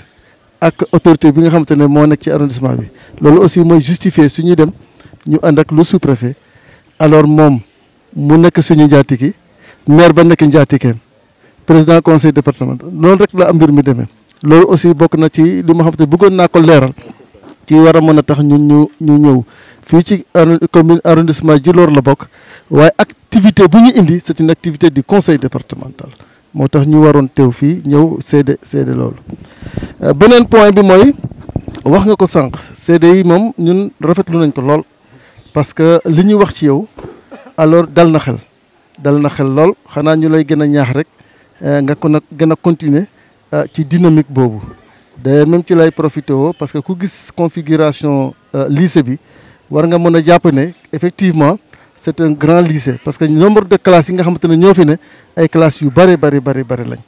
d'autant plus que nag su fekkee état waxoon na pour que ñu délocaliser dissocier le lycée et du CEM dinañ remonter waat information boobu à qui de droit pour que ñoom ñu xam ne liñ fi waxoon la te ki gis configuration xam ne cohabitation bi dina xaw a métti lool ngay gérer en même temps le CM di gérer en même temps le lycée xam naa c'est pas facile te gis-gis boobu la état bi gisoon ba bi muy déclaré ne danañ délocaliser lycée bi yóbbu ko feneen bàyyi fi CM bi en tout cas dinañ remonter information bi à qui de droit. beneen point bi xamante ne war naa ci mën a ñëw mooy 10 abris provisoires ngeen reyante ba mu des ñaar te le président du conseil départemental wax na ko ne bëgg na aussi loolu ñu dugal ko ci seen mébétu 2025 alors waxtaan ci ak waa conseil bi pour ñu mën a xam qu'est-ce qu'il faut faire pour que au moins d'ici là-bas mais aussi ñu leen di encourager bu baax a baax parce que 10 abris provisoires ku ko mën a élaguer dindi leen complètement kooku vraiment mu ngi ci benn dynamique boo xamante ne dafa nekk en étroite collaboration ou bien en étroite ligne avec les vœux des autorités supérieures du Sénégal parce que le président son excellence Bassirou Diomaye Diakhar Faye a doon dans sa politique concernant l'éducation mooy nan la ñuy def ba éradiquer le nombre d'abris provisoires yi nga xamante ne ñoom ñoo nekk ci établissement yi et fi nga xamante ne aussi am nañ possibilité aussi yokk salle de classe yi pour gën a faciliter njàng mi aussi moom loolu aussi ci xelam la nekk kon yow fekke nañ ko ci yow mais aussi fekke nañ ko ci conseil départemental bu Foundiougne et c'est ce qui a fait que même le conseil wax ngeen ko tabax na fi lu tolloog 4 salle de classe loolu lu am solo la loo xamante ne aussi mérité na ñu jaajëfal leen ci loolu mais nag aussi di wax ne conseil départemental lépp lu muy def aussi yemalewu ko ci benn localité moom dafa def un maillage à travers le département parce que fu mu ne nii gox boo dem ni ne la conseil départemental moo def lii soit mu nekk une situation physique boo xamante dañ koy fekk muy tabax nga fekk ko sur place wala mu nekk loo xamante c'est des moyens c'est des matériaux yoo xamante dañ ko jagleel ay secteurs pour que ñu mën a développer li nga xamante ne moom lañ leen sant et c'est ce qui a fait que démb rek ñu ngi woon au niveau du conseil muy distribuer matériel yoo xamante ne dafa dem ci mbéy mi dafa dem ci napp bi dafa dem ci éducation dafa dem ci santé en tout cas secteur yu bëri loolu matériel bi mu doon distribuer démb ci secteur yu bëri loolu foofu la jëm alors mu nekk situation boo xamante ne nag bàyyi leen mu nekk situation boo xamante ne nag mën nañ wax ne président loolu seede bi am na parce que c'est pas des faits qui sont démontrés entre les 4 murs mais c'est des choses yoo xamante c'est public ku ñëw fekkee démb ci salle bi ñëpp ñi nga xamante secteur yi nga xamante ne moom la conseil bi laal pour l'année 2024 ñoom ñëpp a teewoon ku nekk jot sa matériel ni mu ko waree ku ñëpp xam ne matériel bi lii ak nii la demee tey aussi ñu ngi nii alors matériel bi mënutoon a déplacé wu ñoo fekk ñu au conseil départemental ñu mën koo wone ñun ñoo déplacé wu fekki ko loolu moo justifié ñun suñu tànk ñu ñëw fii pour kii mais ici au lycée de Passy Alors vous avez battu presque le record, parce qu'avec 4 salles quand même construites, c'est pas une petite affaire. Alors donc ngeen góorgóorlu rek gën a yokk seen doole, surtout ni mu leen ko président ñaaxee ngeen gën a yokk seen farlu ci loolu, parce que c'est ça qui est encourageant. Def la fekk yow ngay def, xam nga bu ñu la fekkee ngay def pour ñu def yokkal la day yomb. Alors donc góorgóorlu leen ci def boobu. Alors donc voilà, je crois que bu ñu ko defee rek le reste yàlla dina ci def xiiwal quoi. Et dina indi précision boo xamante ne nag wax ngeen ko yéen ñëpp yi del discours moom da ngeen koy wax. Xam nga fépp amul fu mu jaar ma dégg ne Moustapha Mbaye yaa def lii, président conseil départemental. Loolu c'est très important. C'est très important. Donc ça c'est l'institution qui est là et non la personne de Moustapha Mbaye. Loolu aussi lu jar a mën a préciser la. Alors on est là dans le cadre des activités du conseil départemental et non dans le cadre de Moustapha Mbaye. Donc loolu bëggoon naa ko préciser bu baax ñu xamandoo ko noonu. Voilà, merci beaucoup. ñëpp di leen sant di nuyu assistance bi di nuyu la presse. Le seul regret qu'on a c'est que nit danga koy ni mu lay defal lu toll noonu nga koy delloo njukkal. On voudrait vraiment faire sortir tous les professeurs, tous les élèves et peut-être l'autorité APE ñu ñëw teewee parce que lii du lu ndaw, parce que lii rek lañ mooy surtout notre premier outil de travail. Donc ku lay defal lu rëy da nga koy defal lu rëy loolu rek mooy suñu regret quoi. Sinon après tout vraiment ñu ngi leen di gërëm leen di sant. Le conseil départemental c'est pas la première chose bu ñuy bénéficier si moom. Daaw suma xaw ma nan laa ko woowee Biram sama surveillant la xaw ma suma maire daaw indil nañu 15 tables bancs. Vous savez que l'école a été érigée en lycée. Nous avons un déficit criard de tables bancs. Daaw quand on a soumis le problème, je ne sais pas par quelle voie, mais indil nañu 15 tables bancs. Cette année aussi, quand on avait le problème, duñ ko soumettre réparation presque une trentaine de tables bancs. Là ñu ko réparer, c'est le conseil départemental qui a fait. Donc cette classe là dafa nekk un plus. Hein? Ñu ngi leen di ñaanaat encore parce que comme si seen kii lañ dépendre, donc seen compétence lañ dépendre, nous avons encore plus de doléances parce que dañ ko ériger en lycée. Te le milieu c'est un milieu boo xam ne gars yi ay jàngkat lañ. Gars yi ay jàngkat lañ. On a souffert l'année dernière problème mu ndox. Gis nga teen bi di si nekk si quantité d'eau doy na macha allah yàlla def na am na un bienfaiteur bu ñu may benn pompe motopompe. Il suffit juste d'avoir benn réservoir. Babacar Ndiaye moo ñu agent agricole je sais pas moo ñu may benn pompe bu puissant sax. Il nous faut juste maintenant un réservoir ak le kii support yi pour kii parce que les factures d'eau vous savez avec la situation des toilettes les robinets les enfants suñu demee ñëw parfois day dem ba ay 20 000. Vous savez avec les diminutions des inscriptions les frais étant tellement exorbitants mu ngi lay wax ay photocopieuses ay imprimantes ay risographes loolu dañ koy soxla parce que loolu vraiment nous avons trouvé des matériels ici te mu ngi nekk en défaillance day panne chaque fois day panne da ngay réparer te budget bi demeewul noonu donc conseil départemental suñu mënee jàppale ci loolu daal dina baax trop et vous aussi les autorités nous avons un lycée nous avons fait la demande l'autorité académique mu ngi ci mais si votre effort pour ñu mën a am suffisamment de professeurs ça c'est une classe de seconde. Il y a que 2 profs ou bien 3 profs qui sont des professeurs de PS, de PMPS. Tous les sont des professeurs de PCMG. Donc lycée bi daf ko soxla te Diossong dafa nekk milieu boo xam ne dafa milieu soo demee waa Sokone dañ la naan nos meilleurs élèves viennent de Diossong. Des scientifiques qui sont là série scientifique yi ay bivalence kese ñoo fi nekk. Amul benn spécialité. On a fait la demande maintenant. On voudrait l'autorité administrative su ngeen ñu mënee dimbale aussi pour que ñu indi ñu ay professeurs yoo xam ne ce sera des professeurs de spécialité parce que lycée la seconde S première S Cette année, j'ai dû refuser des élèves de transfert. Nous avons fait transfert tout simplement. On a le droit de non favorable. Mais parce que nous avons l'autorité qui nous a dit si je dis IA ou IF qui non favorable à la pour l'an. Nous avons des professeurs. Professeurs de maths, professeurs de PC, professeurs de SVT. Parce que les c'est des gosses qui ont le bon niveau. Certes, nos enseignants sont très braves,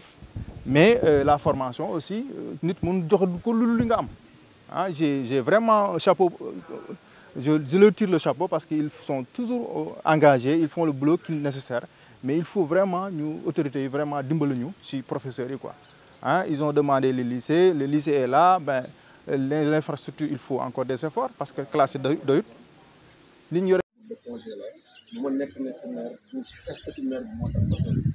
Conseil départemental moo tax ma tey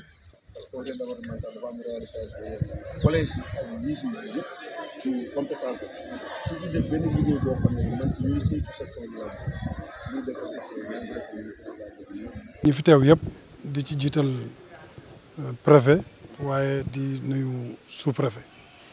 di nuyu monsieur le maire Mamadou Touré waaye tamit di nuyu professeur di nuyu adjoint maire Biram di nuyu ñi fi nekk yëpp di am mbégte nag tey ci jotaay bi waaye di jéggalu rek mbetteel gi nga xam ne moo ci am te noonu rek la mën demee moo tax parce que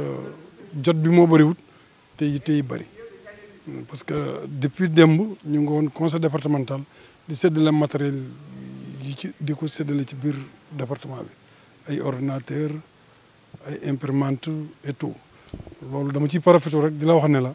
da ngay xool li nga xam ne bëgg nga ko te ñun ñu mën ko am nga yónnee ñu ko danañ ci def suñ kenn tulaay kattan li nga xam ne bëgg nga ko ci état bi boo ko demandé ci état bi it mën nga ñëw yónnee lettre boo ne da nga soxla professeur ñun tamit danañ bind lettre bu nga xam ne dañ koy boole ak sa bos yónnee état pour ñu jàppale loolu dina nekk lu nga xamante ne lu mën a nekk la. di sant maire nag comme ni mu ko waxee parce que man mënoon naa bañ a ñëw fii sax parce que conseiller la comme man te li may wax rek président conseil départemental élimaani jàkka la bu ñu sëlmalee jaaxal na ci ñun ñëpp ay conseil lañ kenn ku nekk mën na fa taxaw kon bu ñuy ñëw fii mu nekk fi conseil su ma neexoon ma ne préfet mën nga dem boo demee ka fa nekk maire conseil la dina leen représenté te aussi daf leen di représenté dignement au niveau du conseil départemental lépp lu nga xamante ne war na ko fa rawandike pour mu jëm ci yéen mu ngi ko def ba mu mat sëkk te loolu ñun moom lañ bëgg ci conseil te amul ci conseil simple bokk na ci président commission yi nga xamante ne ñoo dirigé conseil départemental kon am na fa cër am na cër bu ñu ko fa jox préfet ñu ngi ñaanal xale yi yàlla may leen réussite di masaw professeur bi aussi ci lycée bii mu yor ci Diossong Diossong du dëkk jàngukaay nasaraan ñun bi ñuy nekk xale ñi daan laxas di jàngi Diossong lañ daan jëw Ndofane jaamal ainsi de suite dëkk jàngkatu alxuraan na boo fa demee war a naxanteeg seen doom yi ba ñuy jàng xam nañ ne du lu yomb bu fekkoon ne comme jaagaan la comme ni ma ko waxee sànq bi ñu jëw dana yomb lool parce que ñëpp dañ bëgg jàng nasaraan mais fii moom pour nga fexe ba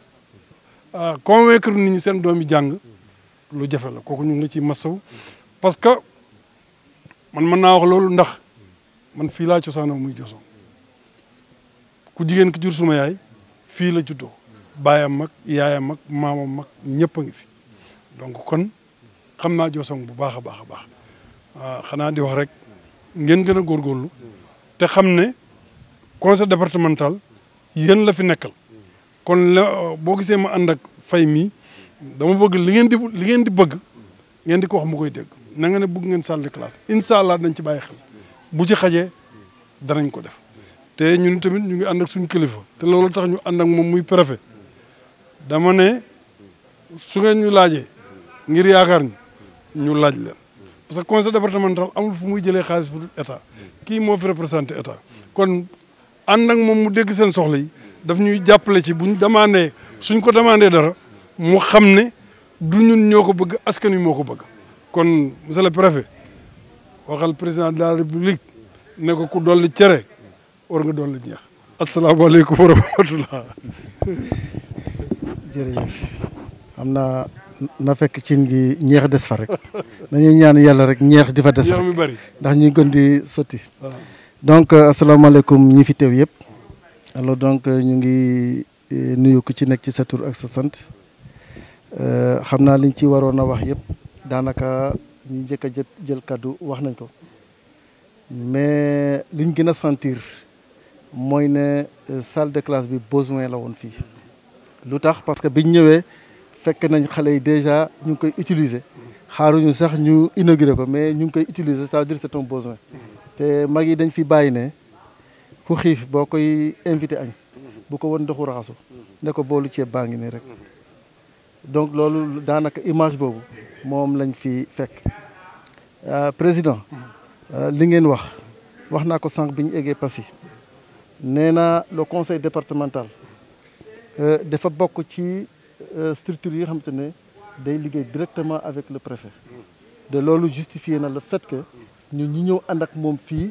pour ñu gis ay réalisation salle bi bu mënoon déplacé wu moo ñu waroon fekk si fu ñu démb parce que fu ñu démb conseil départemental bu ngay doon joxe ay matériel li dem ci mbéy li dem ci napp li dem ci sàmm li dem ci éducation li dem ci santé mais comme salle yi mën ñu déplacé wu ñu def délégation déplacé wu dem fekk leen loolu li ñu conseil départemental demandé ñu ànd ak moom pour inaugurer ces réalisations le maire de Foundiougne mën nañu mobiliser noonu comme le maire de Sokone aussi mën nañu mobiliser noonu bu dee yeneen maires yi comme le maire de Diossong mën nañoo mobiliser le sous-préfet de Djilor loolu pour wan leen ne lii suñ teewaay fii tey c'est parce que xaalis bi nga xamante ne moo tabax classe bi xaalis bi conseil départemental moo tëgg budget bi ne man kat dama bëgg a def lii alors lam ko mën a defee mooy recette bi nga xamante ne moom lay am mu transformer ko en dépense recette yooyu nag mu que ça soit recette de fonctionnement que ça soit recette d'investissement ñaari gafaaka la yaakaar ci loolu mooy les fonds de dotation mooy les fonds de concours ana kay mu am yenn partenariat bu mu am ak ñeneen loolu moo mën a tax moom mu def loolu kon bu demee ba def ay réalisation nañu dama bëgg a dem nag libérer réalisation ma jox ko nit yi pour ñu commencer di ko jëfe ñun je pense que ñun war nañoo mën a sawar ci loolu moo tax ñu ànd ak moom ñëw xool ci salle bi mais gis nañ ne la salle la telle qu'elle est rafet na lool te c'était un besoin nag boo xamante ne yéen a ngi doon xaar de ferme pied parce que bu fekkee ne nekkul doon li ngeen doon xaar bu ñu ñëwee dañ fekk salle bi kenn du fi nekk mais bu ñu ñëwee fekk ñu jékki ci je crois que loolu lu rafet la en tout cas ñun vraiment on remercie le conseil départemental par rapport à ces actions là te aussi je pense que comme ni mu ko waxee appel bu mu lancé ñun dinañ ko jottali à qui de droit pour que aussi moom ñu gën leen a dooleel ndax ñu mën a continuer di def des actions comme ça parce que ça répond à l'appel du président de la République Bassirou Diomaye Diakhar Faye parce que moom son credo dans l'éducation moo nan la ñuy def ba renforcer les comment il s'appelle les conditions de travail des élèves loolu vraiment c'est un appel boo xamante ne dinañ ko àggale ñi nga xamante ne ñoo ci war a mën a jot. Quant aux doléances donc moi je pense que c'est vrai le sous-préfet avant ma yegsi ci moom sax dama bëgg a wax ne le manque de professeurs et d'enseignants dans le département ñun xam nañ que daaw sax c'est ce qui a été à l'origine d'un redéploiement de certains enseignants jëlee la fi yóbbu la feneen parce que déficit bi am na nous au niveau local on est en train de voir comment gérer ça mais cela n'empêche pas à tout moment que aussi kii war a xam kii war a dégg alors ñu jotali leen ne au niveau du département am nañ lii waaye soxlawaat nañ lii surtout en personnel parce que boo amee ay élèves te amoo ay jàngalekat aussi day xaaw a doy waar boo amee classe te amoo élève bu ca dugg amoo enseignant bu ko jàngale it dafay xaaw a doy waar loolu yëpp lu gën a maintenant nag à votre niveau damay bëgg aussi souvent su ngeen di def ay correspondance concernant ça c'est bon def sa correspondance yónnee ko au niveau région c'est bon waaye nag def sa correspondance sa sous-préfet jot ci sa maire jot ci sa sous-préfet jot ci ñun ñu jot ci mu nekk une situation parallèle autorités yi jot ci loolu moi je pense que dara gënu ko mais mënuñ di ngeen di xaar rek suñu nekkee ci situation ponctuelle ngeen ñu lii manqué na lii manqué na lii manqué na loolu aussi c'est pas intéressant donc à tout moment su ngeen amee yenn yu ngeen di def da ngeen fexe ba seen maire d'abord mooy kii mii nii c'est le représentant de l'État ici parce que fu ñu toll nii sous-préfet mën na tollu fale ne ko monsieur le maire doxal ma lii doxal ma lii doxal ma lii doxal ma lii yaa ngi dégg donc le maire il y a deux casquettes buñ koy utiliser dañ koy utiliser ci casquette administration conseil départemental ñun buñ koy utiliser dañ koy utiliser ci casquette administration léegi nag casquette politique bi ñun bokkuñ ca ñun duñ doxal ak moom ci casquette politique mais toute politique maintenant de développement ñun ànd nañu ak élu bi que ça soit le conseil départemental que ça soit le maire kon nag bu ngeen amee mébét wax leen ko le maire ne ci lii ak lii bu ngeen bindee jox leen maire ampliation jox leen le sous-préfet bu sous-préfet jotee man dinaa jot ñun préfet bu jotee gouverneur dina jot bu gouverneur jotee ministre de l'intérieur dina jot te su boobaa dina egg ci table ministre loolu moo kii mais c'est pas mal ngeen aussi ngeen di wax seen supérieur loolu am na mais bu leen fàtte ñi xam te nag l'inspecteur d'académie il n'est pas le représentant du ministre à Fatick le représentant du ministre à Fatick c'est le gouverneur loolu aussi na ngeen ko xamee noonu alors donc su ngeen lépp lu ngeen di def na ngeen fexe ba autorités locales yi xam nga taw fii ne aw ma nangam maire di ko doog a dégg loolu dafa garaaw xam na li indi lycée bi voilà donc na ngeen voilà na ngeen di def noonu rek dégg nga alors kii bi circuit la rek bu ngeen jaaree ci circuit bi rek c'est pas mal ce que vous faites mais continuez di jaar ci circuit bi suñu ko defee lépp dina parallèlement au collège ak autorités yi nga xam ne ñoom ñoo fi teew ñun man dama représenter la population de Médina Sangago en tant que président des parents d'élèves bon d'abord damay sant maa ngi sant d'abord population bi parce que population bi ci ouvrage bi jàpp nañ ci engagement biñ ci amoon yépp population bi def nañ ko beneen bi mooy entrepreneur Pape Gueye parce que durant kii bi yépp ouvrage bi yépp vraiment nekk nañ en collaborer nañ ni ñu war a collaborer donc liggéey bi amul benn rëq-rëq amul benn problème ba fi ñu toll donc loolu moo tax maa ngi gërëm dama ne maa ngi gërëm population bi di gërëm le président du conseil départemental mais di gërëm aussi ki nga xam ne moom mooy ki def ouvrage bi bon man nag comme ni ma ko waxee dama présenter la population mooy ni ko Issa waxee ñun dañuy recevoir chaque année vraiment dañuy recevoir ay élèves yoo xam ne dañu bari bon donc Monsieur le chef de village de Médina Sangago, Monsieur le censeur du lycée de Médina, lycée franco-arabe de Médina Sangago, corps professoral ak ñi nga xam ne ñëpp ñu ngi fi teew di sant yàlla ci turu honorable monsieur Pape Seydou Dianko, député maire de la commune de Toubacouta, di remercier le conseil départemental de Foundiougne à travers son président donc di rafetlu jotaay bi di ne quand bien même que on sait que les lycées ne sont pas à la compétence de la mairie mais tey lycée bi ki suñu commune la bokk internat bi aussi ñëw ñu tabax ko ci suñu biir commune kon duñ dañu ne conseil départemental ñun lay jàppale parce que suñu doom yi ñoo fi nekk mais doomu département doomu Sénégal ñoo fi nekk donc monsieur le président ci turu maire Toubacouta ñu ngi lay remercier di ñaan aussi lii mu law parce que xam nañ monsieur le préfet monsieur le sous-préfet monsieur le président du conseil départemental, monsieur le représentant du maire, monsieur le chef de village, monsieur l'APE, madame l'AME, madame Ken Faye, chers collaborateurs du conseil, président du conseil départemental, mon ami Issa. Alors, honorable assistance, salaamaaleykum maa ngi leen di nuyu yéen ñëpp di leen gërëm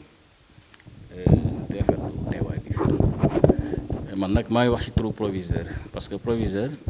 il n'a pas eu l'information à temps donc ñun ñoo ko woo ne ko équipe bi day ñëw te moom tey amoon na empêchement déjà pour ne pas être à l'école léegi nag man je tenais à rester bigee woo na ma après man woo naa sax Issa après mu ne ma après midi lay ñëw donc je croyais même que ngoon ngeen di ñëw man maa ngi fii demaguma je savais que di ngeen ma fekk incha allah Issa a rappelé le contexte donc noonu la demee on reçoit des élèves venant de beaucoup de villages y compris ceux qui viennent de Karang depuis cette année parce que Karang a un nouveau collège Karang nous a fourni une quinzaine d'élèves cette année donc loolu xaw na bëri ni ko APE waxee dëgg la les élèves à l'entrée scolaire certains dañuy yéex a ñëw parce que dañuy wut logement dañ koy wut di ko wut mais finalement ñu am ko wala ñu transféré loolu aussi c'est un problème boo xam ne amoon na fi internat bi donc liggéey naa ci Issa lu bari parce que ay données yu bari daf ma ko doon laaj ma koy wut di ko jox ñu liggéey si ak Thiam maa ngi koy nuyu bu baax voilà parce que mébétu conseil départemental au départ c'était pas ça c'était de construire en hauteur donc def benn fondation boo xam ne bu ñu amaatee leneen teg ci kaw bu ñu amaatee teg ci kaw loolu moo nekkoon seen mébét mais finalement Thiam m'a dit que quand ils ont fait un peu l'évaluation ça a un peu éprouvé le budget du conseil départemental parce que dafa métti dafa dëgër liggéey bu kii la loolu la ma wax léegi nag ils nous ont amené ce bâtiment là en tôle mais nous avons pris jël nañu ñu ne waaw baax na parce que daaw à pareil moment il n'y avait rien ici donc ren au moment où nous parlons il y a quelque chose et je crois que ça c'est un pas il faut toujours prendre ce que l'on donne et il faut toujours aussi le valoriser parce que lii quand même liggéey bu am solo la et j'en profite pour remercier l'entrepreneur Pape Dieye parce que à chaque fois dañuy waxtaan pour xool qu'est-ce qu'il faut faire qu'est-ce qu'il ne faut pas faire il nous a toujours tendu l'oreille nañu lan dañu war a def toilette ba la ci biti dañu ko génne pour les garçons parce que loolu la ñu accordé ak moom buntu yeeg séparation bi entre les deux blocs là les deux bâtiments séparation bi yooyu yëpp dañu ko waxtaanee et à chaque fois il me dit wax leen lu ngeen ko bëggee alors aussi c'est important parce que ouvrage bi c'est pour la population donc loolu il fallait que ma magnifier bu loolu passé nag internat bi quand même dafa am benn clause bu ñu amoon ak yéen vous nous aviez demandé qu'est-ce qu'il faut alors nous avons envoyé un document boo xam ne dañ ci def ne pour qu'il y ait internat il faut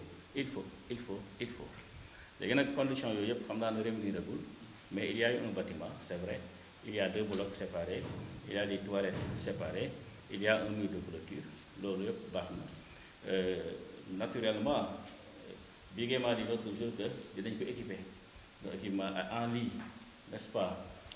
loolu seen bëgg-bëgg la ñu leen ci xaar aussi parce que xale yi il faut ñoom ay lal mais des lits superposés sinon ce bâtiment bi du mën a jël nit yu bari beneen mbir mi il nous faut aussi une cuisine construite un bâtiment une cuisine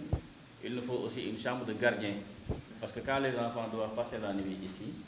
il faut que mu am sécurité te loolu il faut un gardien boo xam ne góor lay doon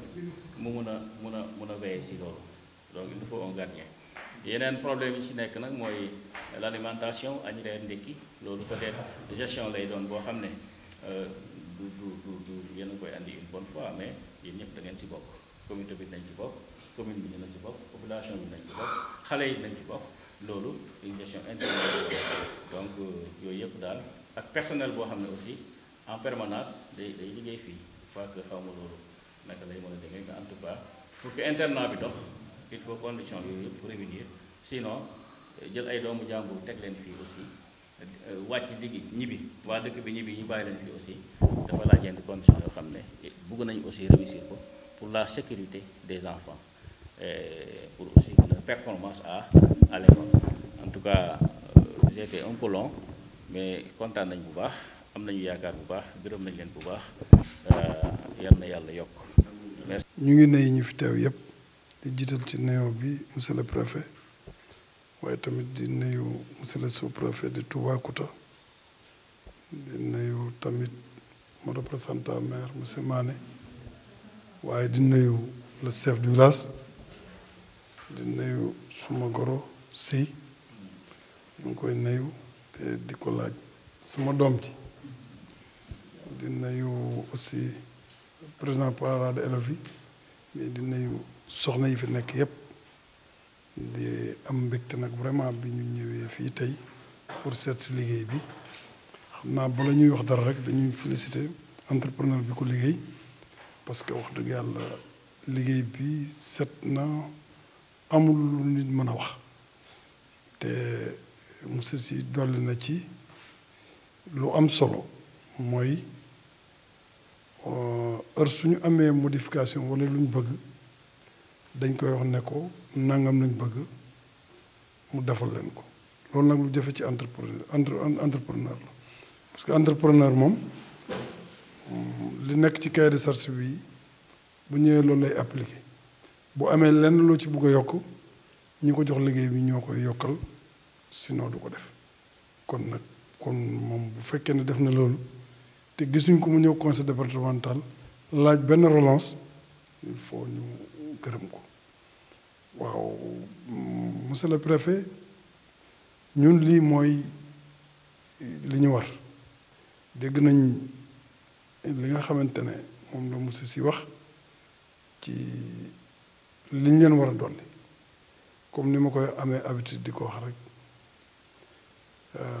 booy dem ci place ànd ak si kilifa moom sa responsabilité day limité bu ñu la waxee rek da nga koy xool wax ko en tout cas ñun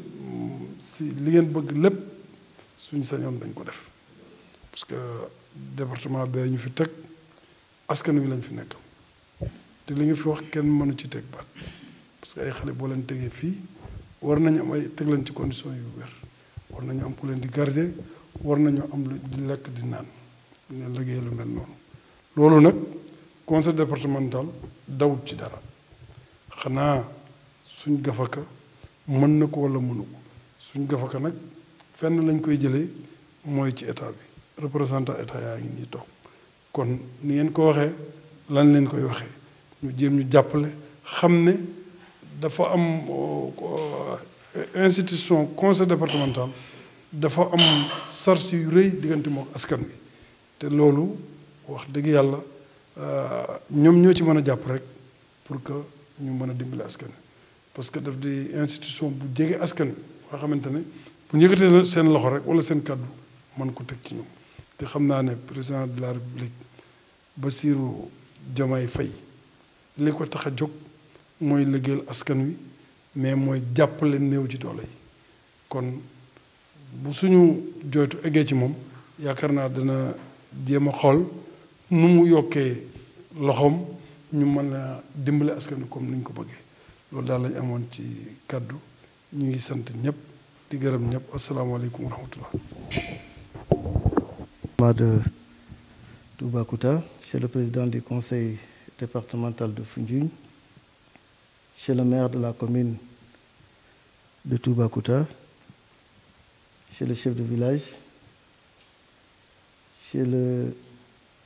président de l'association des parents d'élèves, chez le censeur représentant le proviseur, mesdames, messieurs les acteurs du lycée, tey am nañ bëgte lool teew fii ma bëggoon rek balaa may dem ci vif du sujet ma apporter yenn clarification yu ndaw puisque kii toog nii sama wet di le sous-préfet de Toubacouta ci dëkkam lañ nekk mooy arrondissement Toubacouta kon su ñëwee fii mu ñëw teew ñu teew am loo xamante ne war nañ ko mën a clarifier ñi xam mooy lan le président du conseil départemental ak le maire de la commune de Sokone ak le maire de la commune de Foundiougne dañoo nekk ñoo xamante ne sont directement liés au préfet du département. kenn ci ñett yooyu buy doxal activité am préfet war na mën a teew ci activité boobu. suñ demee ci arrondissement yi nag commune boo gis comme seen commune bi Toubacouta lépp lu ngeen fiy doxal le sous-préfet moo war a teew ànd ak yéen ci loolu. waaye comme le conseil départemental nag dafa ëmb communes yi yëpp les 17 communes du département moom bu amee activité il faut que préfet day ànd ak moom ci activité boobu. waaye préfet aussi buy dem ci arrondissement il faut que aussi le sous-préfet de l'arrondissement moo koy dalal. donc loolu mooy waral ñun bu ñu ñëwee ci gox rek ñu ànd ak sous-préfet ànd ak maire gox boobu. donc maire ba mooy jiitu sous-préfet daal mooy jiitu fi ñu jëm sous-préfet topp ci moom ma doog a mën a topp ci kooku noonu lay doxee. donc loolu moo waral moom ñu teewee fii mais moom kese mënoon nañu représenter fii su fekkee ne demeewul ci nii mu demee mu ñu nekk ci développe ci activité conseil départemental loolu lu jar a leeral la ngeen xamee ko noonu. beneen point bi mooy lu ñu fi tax a daje tey lu tax ñu sawar ànd ak le président du conseil départemental ñëw seede li nga xamante ne ay action la yu mu mëne mooy ne budget bi ko def président conseil départemental ak le conseil l'ensemble dañoo def orientation budgétaire teg seen budget jëmale ko ci ne nag ci année bii bëgg nañ doxal lii bëgg nañ doxal lii bëgg nañ doxal lii buñ demee nag ba xaalis bi génn te xaalis bi ci ñaari source rek la koy jëlee muy fonds de dotation ak fonds de concours xanaa yàlla dimbale ko mu am ay partenaires moom mu am fa beneen xaalis mais bu dul loolu ci fonds yooyu lay jëlee xaalis te budget boobu mu tëgg ne lii laa bëgg a def mbalaa mu koy mën a exécuter il faut que mu yegsi ci ñun ñu approuver ko woon ko ne kon lii mën nga ko dérouler kon bu demee ba ci li mu dérouler mu gis ne nag léegi ñi nga xamante ñoo ko war a bénéficier wu yépp ku ci nekk nëbbuwuma ko kenn ku ci nekk war nga ko xamal sa bopp gisal ko sa bopp démb mu woo ñi nga xamante ne ñoom la tegaloon ne ci année bii lii la lay di defal mu woo leen démb ak Foundiougne ñu teew fa waa ñi yëngatu ci nga xamante ne lycée la en même temps collège donc loolu aussi contrainte la ci département Foundiougne très franchement on n'a que 2 lycées yoo xamante ne ay lycée pur la léegi 3 la avec Karang mais à l'époque c'était Foundiougne et Sokone léegi Karang bi ñu éclaté lycée donc Karang mooy 3 mais ci des yëpp ay collège lycée la lycée collège collège lycée lycée collège loolu nag dafay indi complication ci gestion beeg élèves yi bëri yaay yu ñu bëri loolu yëpp moo tax na conseil départemental a des difficultés pour régler yenn problème mais loolu yëpp ñu ngi sant yàlla ñu ngi jéem daal selon li ñu yàlla jox ci ay moyens ci loolu nag dañuy jox monsieur le maire mu dalal gan ñi fii ci commune am nga xamante ne bii mooy suñu deuxième étape dans la commune de Toubacouta monsieur le maire bu ñu paree ñu jox APE. ñu ngi sant ñëpp di leen dalal di commencer ci préfet monsieur le préfet monsieur le sous-préfet monsieur le président du conseil départemental le représentant de monsieur le maire monsieur l'APE ak presse bi ak conseillers yëpp y compris monsieur Silla et monsieur Diamé qui sont ici professeurs ici bon moi bari amuma lu bari lu ma war a parce que da ngeen a xaw a juutal affaire yi APE il est très éloquent njëkk ngeen ko jox parole donc li ma waroon a wax yëpp wax na ko xanaa kàddu cant ak ngërëm lay doon ndax li nga nekk di ñoo ngi am mbégte tey ci bu waa conseil départemental ñëwee fii délégation bi ku ko jiite muy monsieur le président du conseil départemental muy monsieur Moustapha Mbaye ñu koy ñaanal yàlla yàlla wéral ay cëram ndaxte absenté woon na mais alhamdulilah bi conseil bi passé nii bi mu ñëwee fekkee ko mu doon mbégte ci ñun conseillers yëpp ginnaaw loolu li nga xam ne moom moo ñu fi dajale muy salle de classe bii nga xam ne wax dëgg yàlla nekk na suñu mbébét yàgg na ndaxte comme ni ko ñëpp waxee collège la woon ñu ériger ko en lycée donc ñu gis que besoin salle de classe yokku mu nekk fii donc ci benn débat d'orientation budgétaire donc je pense que ci suñuy plaidoyer ñu boole ko ci yàlla def biñ ko ci boolee le président ak mbaaxam donc ci la ñu ko valider automatiquement la ñu wax ne danañ leen may salle de classe donc yàlla def tey salle de classe boobu pratiquement moom moo ñëw ñu samp ko ba mu presque yegg na li ci des mooy peut-être ñu yeggali liggéey yu ndaw yi ci des rek xale yi mën ci dugg donc nekk na loo xam ne mbégte la ci ñun soulagement la ci ñun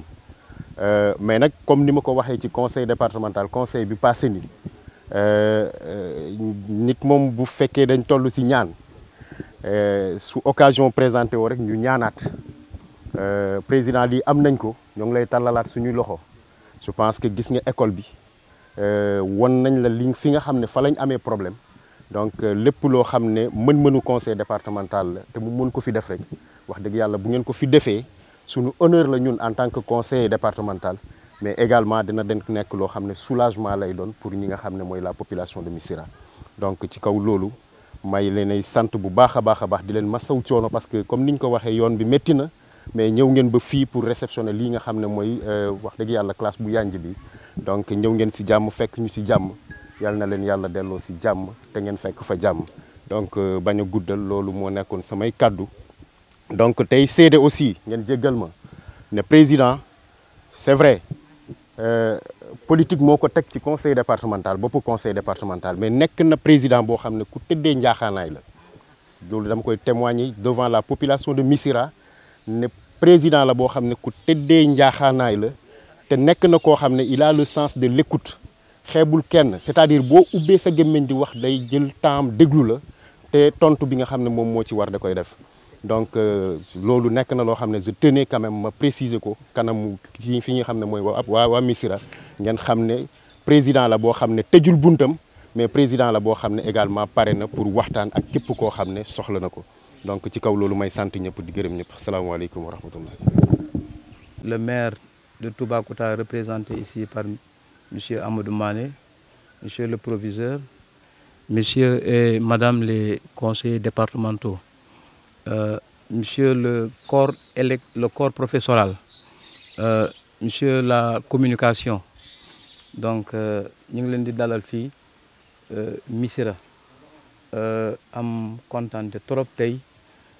gis leen ngeen ñëw fii Missirah yàlla def tey mu nekk jeexital liggéey classe bi nga xam ne conseil départemental bu ma fàttale ko ñaari at ci ginnaaw voire ñetti at Issa moo fa ñëwoon fii ci turu conseil départemental sama goro ne dinañ leen may classe jour boobu dafa coïncider ak la journée de l'excellence bi mu ñëwee sa au nom du conseil départemental indi na benn enveloppe jox ko fii xale yi les meilleurs élèves parce que dañ leen doon récompenser bi ñu leen envoyé invitation jamono jaawo la woon boobu fii érigé guñu ko woon en lycée boobu CM la woon